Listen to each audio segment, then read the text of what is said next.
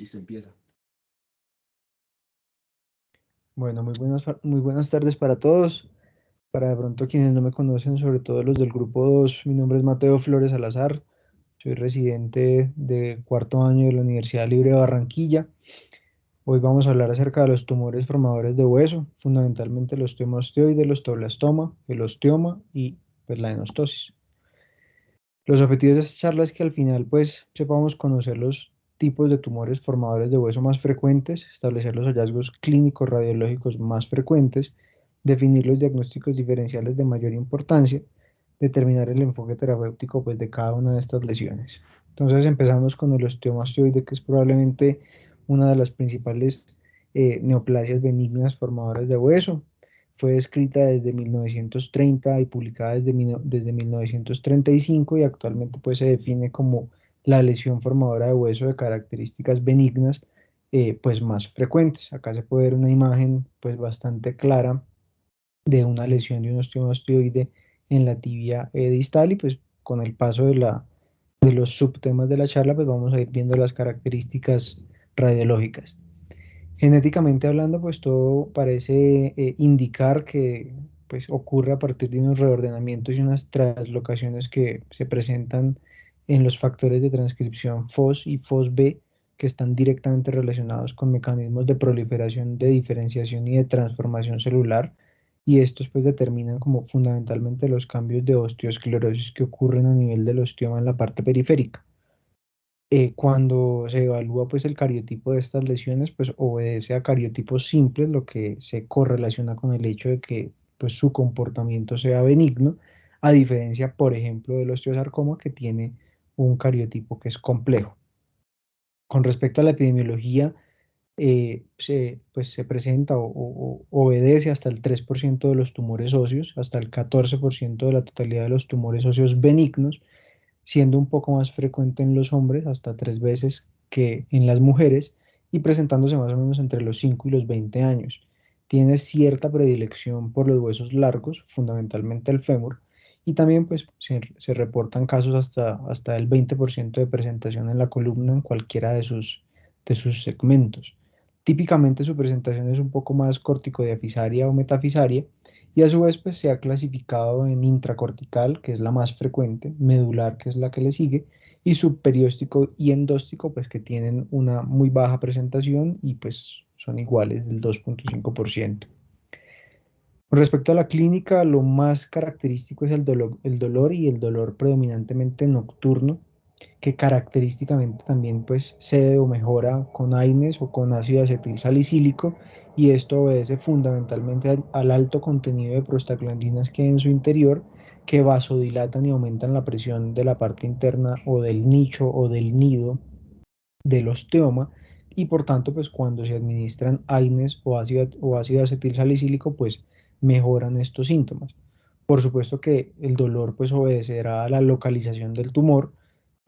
teniendo en cuenta que cuando se presenta, por ejemplo, a nivel articular o en cercanía con estructuras fisarias, pues puede asociarse a un derrame articular que podría ser parte del cuadro clínico del paciente, o alteraciones del crecimiento, pues como deformidades angulares, pues que no es tan frecuente, pero pues hay que tenerlas en cuenta. Cuando este tumor aparece a nivel de la columna, independientemente de la zona, pues puede generar, no siempre lo hace, pero puede generar escoliosis, y probablemente lo más característico es que la lesión tumoral se encuentra del lado de la concavidad de la lesión, como se puede ver pues en este caso. Este es otro caso también de un osteoma osteoide en el fémur proximal izquierdo, pues este es un caso del instituto, del cual ahorita al final del segmento de osteoma pues vamos a hablar un poco, sobre todo para presentarles algo del tratamiento. Entonces pues tengan esta imagen allí guardada en la cabeza y ya vamos a hablar otra vez de ella. Con respecto a los hallazgos radiológicos, pues típicamente son lesiones pequeñas. Pequeñas quiere decir que generalmente no superan 1 centímetro. Algunos otros textos hablan de hasta 1,5 centímetros. A partir de allí ya se empieza a considerar que se trata es de osteoblastomas. Son lesiones que generalmente son o redondeadas u ovaladas, típicamente radiolúcidas en la porción central y radiopacas en la periferia, lo que se traduce o lo que representa pues esa esclerosis ósea periférica típica del osteoma osteoide. Y esa zona un poco más radiolúcida, que puede ser un poco heterogénea, es pues el nido o nicho en la parte pues central, que es lo que les mencionaba, pues producto o que alberga esa gran cantidad de prostaglandinas pues que se relacionan pues con el proceso doloroso. Cuando se llevan este tipo de lesiones a imágenes pues más avanzadas como tomografía o como resonancia, la tomografía tiene particular utilidad, pero hay que tener en cuenta que si la sospecha va hacia un osteoma osteoide, pues al momento de pedir la tomografía debemos especificar en que esos cortes sean lo suficientemente pequeños pues, para que se pueda visualizar adecuadamente la lesión. Por tanto, pues hablamos de cortes que deben ser de 1 a 2 milímetros en la ventana ósea, pues para poder ver adecuadamente toda esa zona eh, de esclerosis periférica y esa parte central, pues un poco más hipodensa. Y mediante resonancia magnética, en términos generales, no es lo más utilizado, no es lo que más debería utilizarse porque en general su rendimiento es muy bajo, teniendo en cuenta que como es una zona muy similar, o sea, de características muy similares a la cortical ósea normal, pues no va a haber cambios pues, que sean muy significativos. Cuando tal vez lo que sí se relata es que hay cambios de una señal heterogénea a nivel del nido, que era lo que les hablaba al principio sobre los cambios un poco heterogéneos también que hay en la radiografía, donde se pueden apreciar como zonas de radiolucidez con radioopacidad mezcladas como en la parte pues, del nido. Cuando por resonancia magnética se someten a contrastes como gadolíneo, en realidad los hallazgos o los rendimientos más bien de la ayuda diagnóstica son muy similares a las de la tomografía y tal vez lo único particular es que puede aumentar un poco la captación del contraste en la fase arterial. La gammagrafía, como les dije en términos generales, pues como no es algo que sea una lesión, pues que sea metabólicamente activa, pues por tanto no va a ser muy significativo los hallazgos. Tal vez cuando se hace la gammagrafía puede haber en la parte central un poco más de captación con respecto a la parte periférica, pero en general no es pues como lo más útil con respecto al diagnóstico, porque en general el diagnóstico es radiológico, hablando pues de la radiografía simple y de la tomografía. Con respecto a la parte histopatológica, pues acá no me voy a detener mucho, en términos generales sí se habla de que hay como una gran cantidad de tejido osteoide y de trabéculas en la parte central y que hacia la periferia pues se organizan toda la gran cantidad de células pues osteoclásticas y relacionadas con la osteosclerosis que hay en la parte periférica.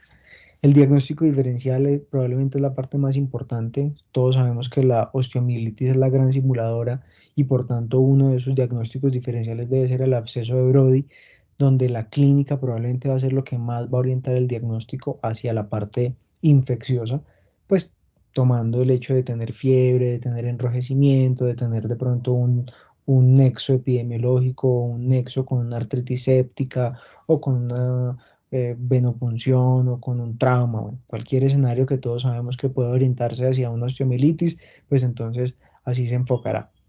En segundo lugar está el osteoblastoma. Ya vamos a hablar del osteoblastoma puntualmente, pero probablemente lo fundamental es el tamaño. Cuando se superan los 1,5 o 2 centímetros, como les dije, según de donde se lea, ya uno pasa a hablar es de osteoblastoma. El osteocondroma, las características del osteocondroma generalmente son lesiones, pues lesiones tumorales un poco más grandes, que no tienden a ser tanto de la cortical, sino más hacia la superficie externa y se prolongan por fuera, digamos, del eje central del hueso, como se puede ver acá, y que puede ser pediculado o sésil, pues según el tamaño de la parte más ancha y de la parte donde inicia, pues, o de la parte que guarda continuidad de la cortical, pues del hueso del que estemos hablando, en este caso del fémur y del húmero. Cuando se lleva un osteocondroma a resonancia magnética, pues se caracteriza porque hay la aparición pues, del manguito cartilaginoso y esto probablemente va a ser uno de los principales factores de diagnóstico diferencial con respecto al osteoma osteoide. Y a su vez tener en cuenta que siempre que se tenga un diagnóstico de un osteocondroma, pues deberán buscarse con una serie de huesos largos porque hay que descartar patologías como la exostosis hereditaria múltiple y obviamente pues esto ya cambia todo el panorama de un osteoma osteoide versus un osteocondroma. Y el osteosarcoma cortical,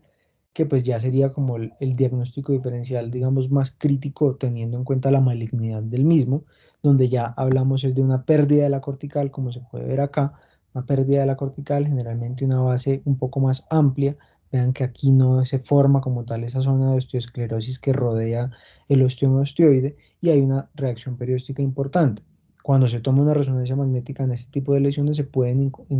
encontrar pues como, digamos, como trazas de lo que sería un tejido cartilaginoso o una especie de matriz condroide por resonancia magnética, lo que diferenciaría pues el osteoma osteoide. Con respecto al tratamiento, en realidad hay muchas opciones pues se escriben muchas opciones en la literatura, el tratamiento médico con ácido acetil salicílico y con AINES, la resección quirúrgica ampliada, la extirpación intralesional, resecciones también por artroscopia, están descritas en la literatura, ablación por radiofrecuencia, que probablemente es la parte más importante del tratamiento en la actualidad y es el caso que les voy a mostrar al final, la resección de segmentos guiadas por tomografía,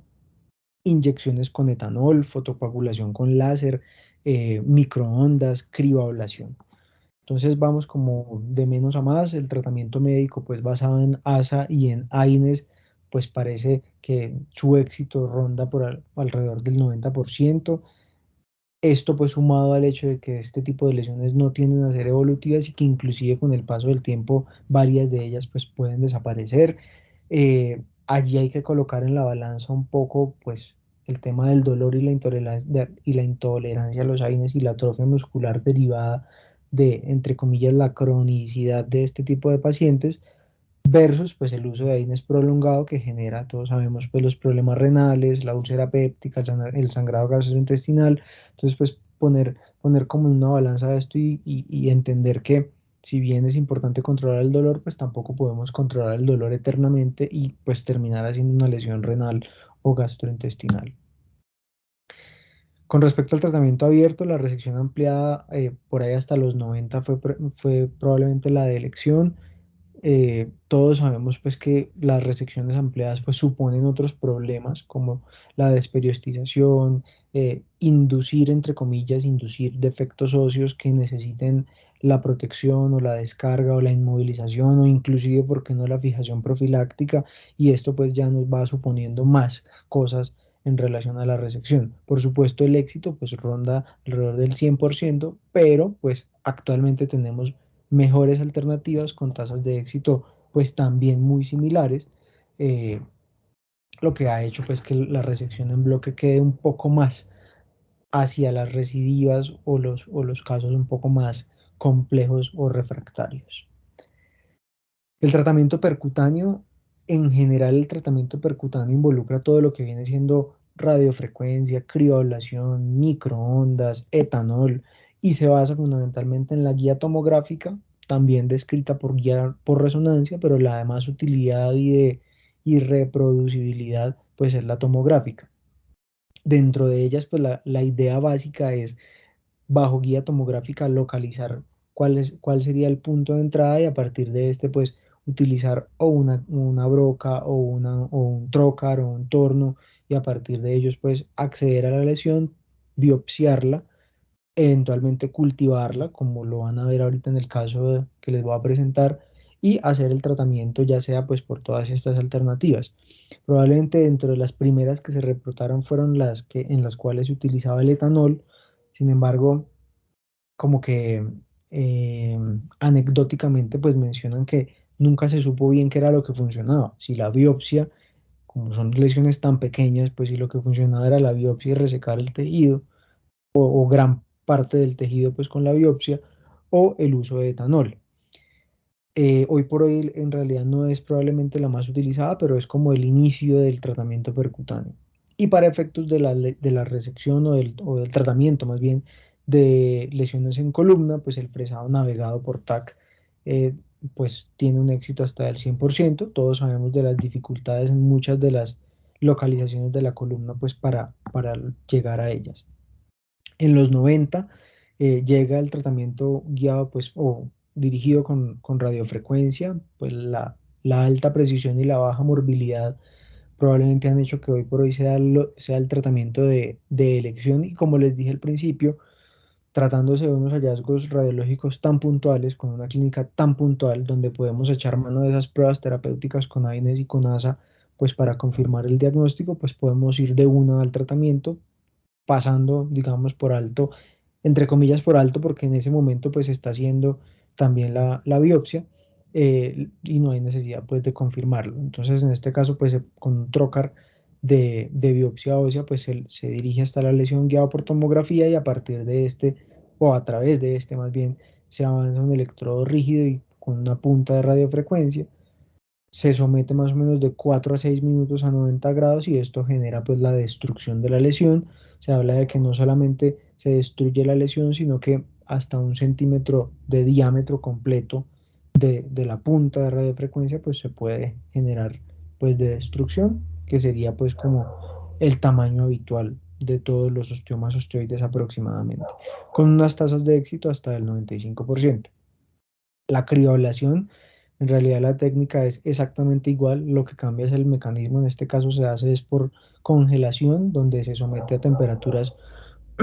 hasta de menos 40 grados y el éxito también es cercano al 95%. Bueno, con respecto a las microondas también es muy similar, pues el mecanismo por el cual se utiliza, si bien pues no de forma muy pues, metodológicamente pues, amplia se describen que no hay muchas diferencias con radiofrecuencia o crioblación, pues las escasas comparaciones que hay son de apenas muy pocos casos, entonces pues como que faltaría más literatura pues para soportar esta afirmación. Y con respecto al pronóstico, en términos generales,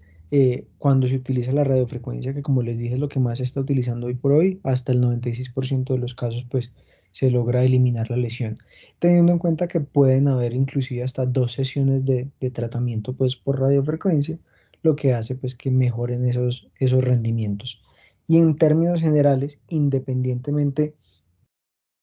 del tipo de tratamiento, se habla de recurrencias hasta el 10% en los primeros 6 meses. Entonces, este es un caso clínico del instituto. El paciente consulta en el 2021 por un año, tiene 12 años, consulta por una coxalgia izquierda de 1 año de evolución, predominantemente nocturno, incrementa con la actividad física, mejora un poco con acetaminofén. Acá se puede ver la radiografía AP simple de pelvis, donde se aprecia una imagen en esta zona con un poco de radiolucidez y una zona de esclerosis acá y una zona de esclerosis periférica del fémur proximal. Estos son los hallazgos por resonancia magnética. Vean ustedes que hay una zona de hipointensidad en esta parte que está un poco reforzada con una hiperintensidad pues más periférica que se correlaciona pues con el osteoma osteoide. Los laboratorios son normales. Esta es la tomografía que es tal vez el examen de elección pues para caracterizar este tipo de lesiones. La gamografía que muestra un poco de actividad en la parte central, pues en relación con el nicho. Entonces, bajo la idea de un osteoma osteoide, en primer lugar, versus un osteoblastoma o un absceso de Brody, se decide llevar al paciente a una ablación por radiofrecuencia y toma de muestras para cultivo. Se, se localiza, pues se ubica la lesión y se guía a través de una aguja, como pueden ver en la imagen, y a partir de esta se avanza un trocar, una broca, perdón, pues para darle camino a la guía a la aguja de biopsia. A partir de ella, pues se hace el cultivo y se toma la muestra para patología y dejándola en este sitio, se avanza a la punta de radiofrecuencia y durante 5 minutos se somete a una temperatura de 90 grados, logrando una, pues una, logrando pues eliminar la lesión y el paciente pues evoluciona adecuadamente. Pasamos ahora al osteoblastoma. Es probablemente el segundo en presentación de los tumores óseos benignos formadores de hueso y se define pues prácticamente como la evolución o parte, digamos, de, entre comillas, la familia del osteoma osteoide, pero cuando se supera ese 1,5 centímetros. La diferencia puntual a tener en cuenta es que el osteoma osteoide eh, localmente no tiene un impacto tan importante, pero este sí, el osteoblastoma localmente se comporta de forma más agresiva, lo que hace pensar pues que en muchos de los casos sí haya que hacer resecciones del mismo. Genéticamente ocurre algo muy similar, reordenamientos y translocaciones de los mismos tipos de factores de transcripción con cariotipo simple. Y epidemiológicamente, pues representa hasta el 1% de los tumores óseos, hasta el 3% de los tumores óseos benignos. Vean que es mucho menos frecuente que el osteoma osteoide, presentándose más o menos entre la segunda y la tercera década de la vida, siendo también más frecuente en los hombres que en las mujeres y también siendo más eh, eh, prevalente pues en los huesos largos como lo es el fémur y la tibia. Sin embargo, a diferencia del anterior, este se presenta más frecuentemente en la columna, hasta un 32%. Recuerden que el osteoma osteoide era hasta un 20% pues, de presentación en la columna. Este tiene una evolución un poco más larvada porque si bien el dolor también está presente, no es un dolor como tan intenso, tampoco es un dolor nocturno y tampoco mejora con AINES, pero a largo plazo y en su evolución sí puede ir tornándose de mayor intensidad y asociándose a fiebre y a pérdida de peso, a cambios también del trofismo muscular. Es decir, su inicio no es como tan agudo, digámoslo así, sino que tiende a ser más larvado y va aumentando gradualmente. Cuando se presenta en la columna, pues como les dije, es más predominante también en la columna, entonces pues puede presentarse con lumbago, escoliosis o inclusive radiculopatía. Radiológicamente hablando, pues tiene algunas características similares con el osteoma osteoide, lo que cambia en este caso es el tamaño, como pueden ver allí, tiene un nido también muy similar al del osteoma osteoide, pero esta pues es una lesión que puede inclusive hasta presentarse de 10 centímetros. Esto pues puede ser un poco debatido en la literatura porque encontré que en términos generales se consideraba que era un osteoblastoma hasta los 5 centímetros, pero en series, pues como en series de casos más viejas sí se habla hasta de 10 centímetros. Entonces, parte de la clínica también va a estar derivada de la zona en donde se presente y eventualmente de los efectos de masa que puedan tener eh, pues hacia los tejidos blandos. Como les decía entonces, vean que es una lesión un poco más geográfica, tiene una zona de transición estrecha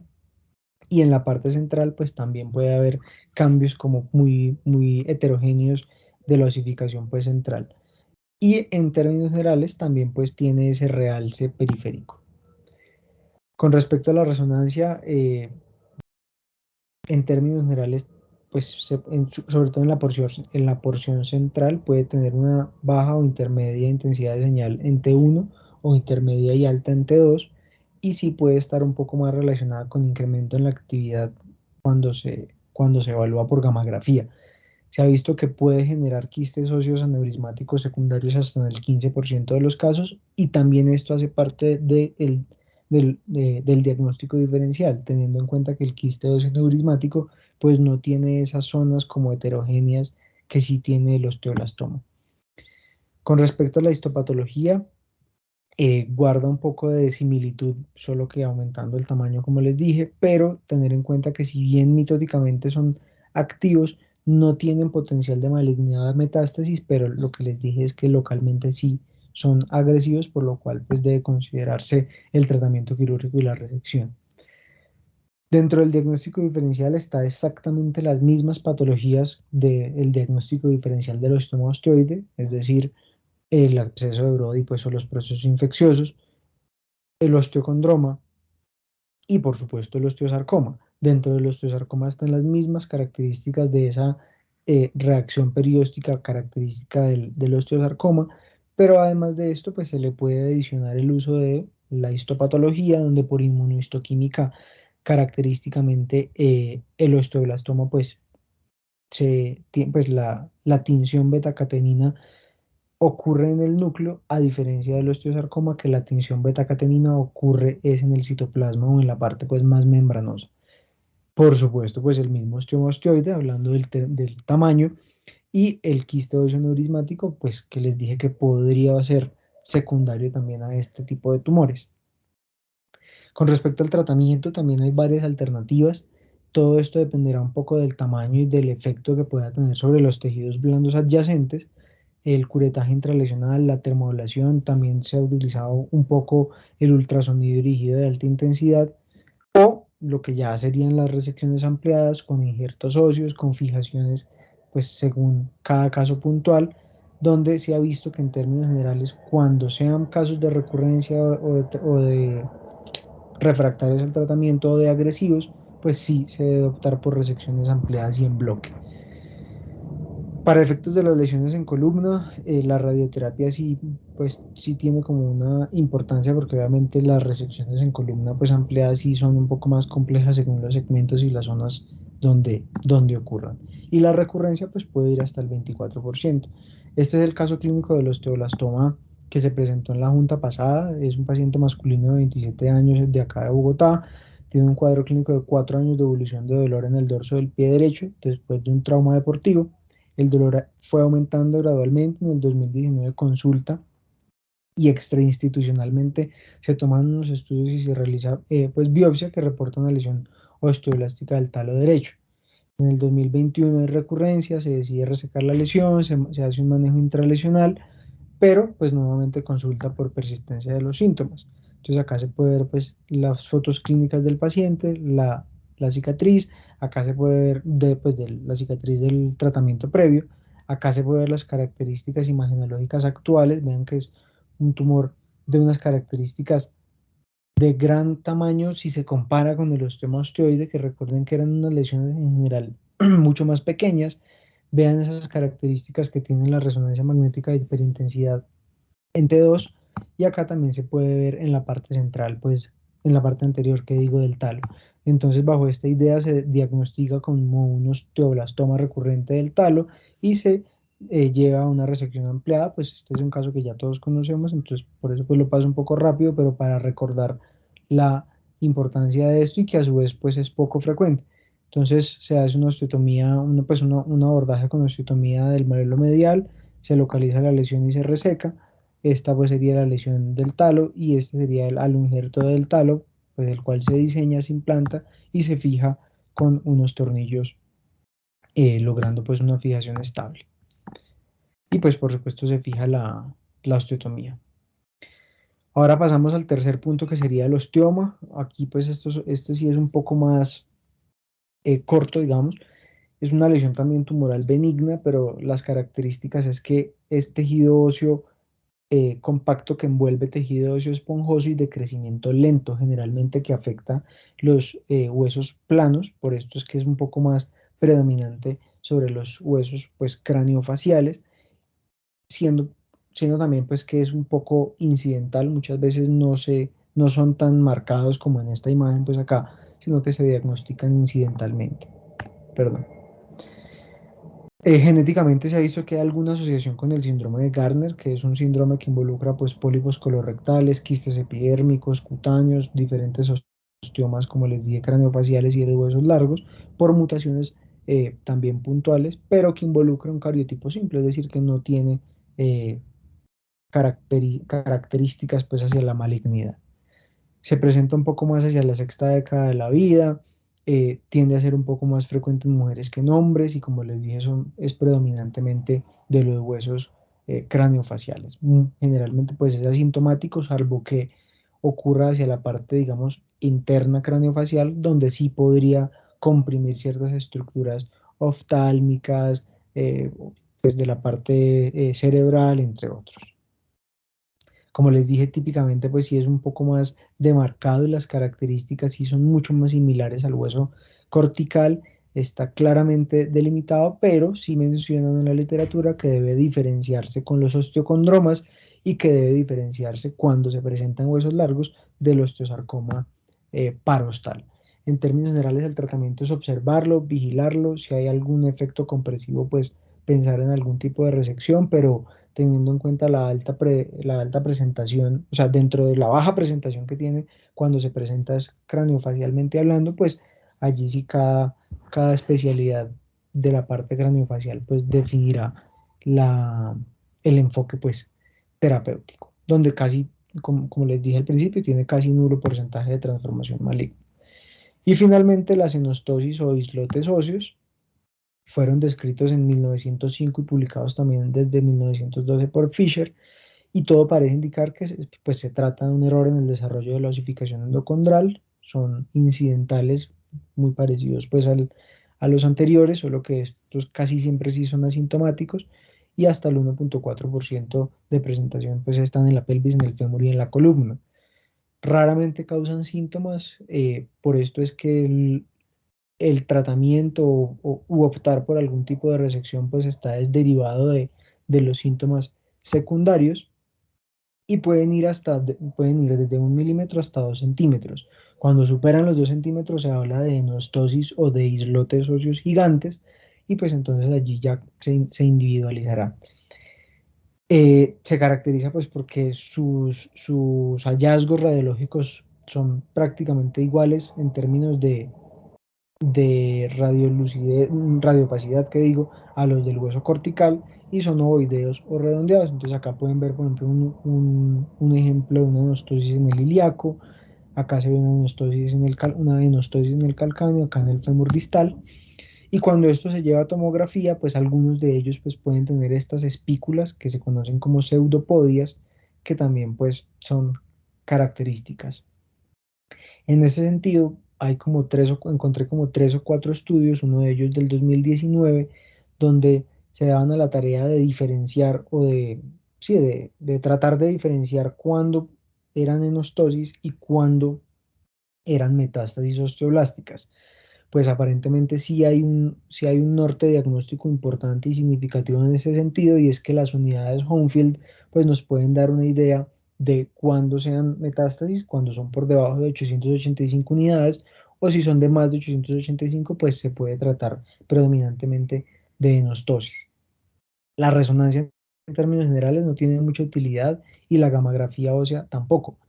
Tampoco hablando de la confirmación diagnóstica de una enostosis. Por supuesto que si estamos pensando o diferenciando de una metástasis blástica, pues la gammagrafía ósea va a ser de mucha utilidad, ¿sí? Pero puntualmente para la enostosis, pues no tiene utilidad porque no es una lesión que sea metabólicamente activa. Patológicamente hablando, pues es hueso compacto, pues hueso compacto con sistemas aversianos muy similar al hueso cortical. Por esto pues es los hallazgos radiológicos, y el diagnóstico diferencial pues va enfocado hacia la captación, producto pues de pensar que sea una metástasis blástica, un osteosarcoma, un osteoblastoma, un encondroma o un infarto óseo, pues que típicamente sí es una lesión un poco más irregular, y que por resonancia magnética pues nos da el signo de la chimenea.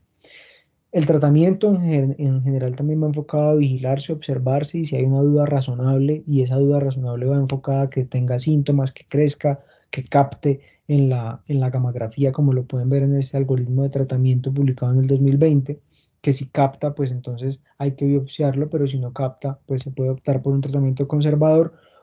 y o hacia las unidades Homefield. Ya les dije que si tiene más de 885 unidades, uno piensa que es una anostosis, y si tiene menos, pues es mejor biopsiarlo para descartar algún tipo de metástasis blástica.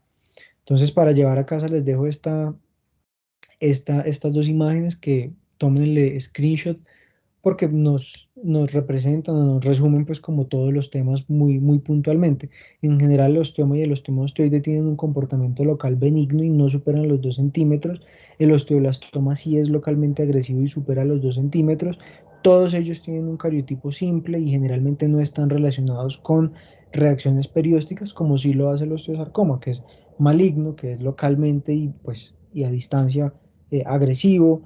y por supuesto pues tiene un cariotipo complejo. Y entonces siempre que tengan una neoplasia ósea de características benignas, piensen hacia estos dos diagnósticos, tengan en cuenta la utilidad diagnóstica y terapéutica de los AINES, pero a su vez empiecen a pensar hacia el tratamiento, donde en ambos casos se puede pensar hacia tratamientos percutáneos por radiofrecuencia, o cuando sean lesiones recurrentes, recidivantes, muy grandes, pues entonces pensar en otras técnicas como resecciones ampliadas, y las protecciones, descargas, inmovilizaciones o inclusive fijaciones, pues que se desprendan de allí. Muchas gracias.